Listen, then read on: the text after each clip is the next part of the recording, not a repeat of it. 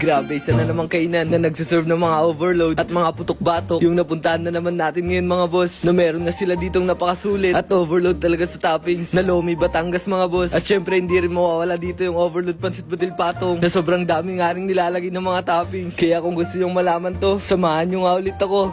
At dahil makulimlim na naman ang panahon, inayangan natin yung tropa para maghanap nga ng magandang kakainan ngayon. Hanggang sa napadpad nga tayo dito sa Peña Blanca mga boss. Dahil sa may nabalitaan nga tayo ditong bagong kainan na nagte-trending nga sa social media na matatagpuan nga lang sa may Alimannaw, malapit nga lang sa White Rock Sabdi. Andito naman tayo ngayon sa Peña Blanca para tikman itong nagte-trending na Mikayas Pansiteria. Balita kasi natin na masasarap daw yung mga sinaserve nila dito. Kaya tara. Sir, ano ba mga sinaserve nyo dito, sir? Meron po kaming pansit batil patong, 100, 120 at saka 150 po.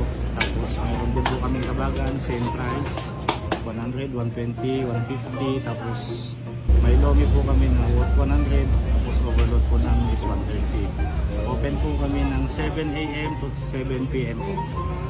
Sir, paano kami ng isang lomi at isang pansit batil patong po? Sige po sir.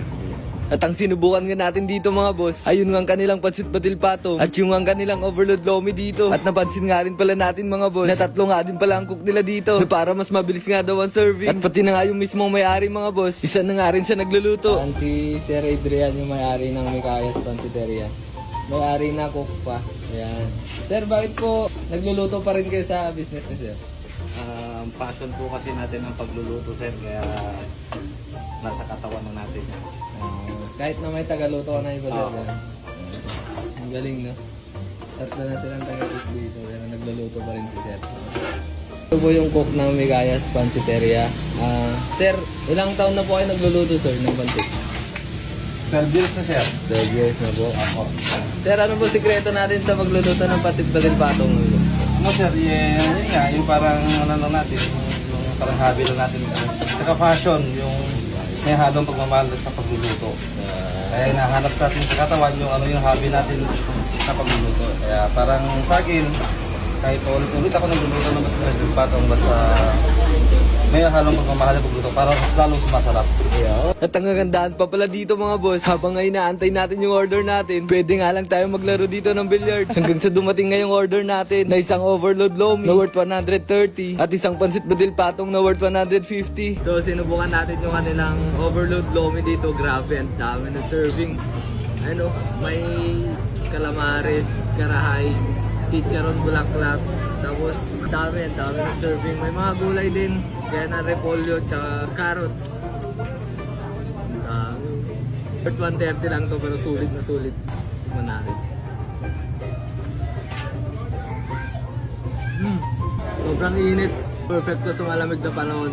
O yung maulan yung panahon, perfect dito maglomi. So guys, tikman natin ang 150 naman nila dito na pansit. Ayun. So solid, daming toppings. Tapos po. Kahapon po, umahapaw. Tapos sabaw na dol, sarap, hindi maalat. Solid sa itlog. Solid girl. Solid. Ngayon, tikman natin. First bite.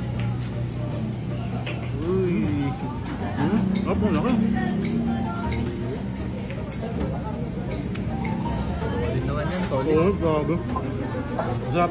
Kaya kung isa ka na naman sa nag-crave ng mga ganitong mga boss, bisitahin mo na nga rin tong Mikayas. At hanggang dito na lang din muna yung kwento. At di ko alam kung maubos natin tong lomi ng solo. Kaya salamat palagi sa panonood. Hanggang sa susunod.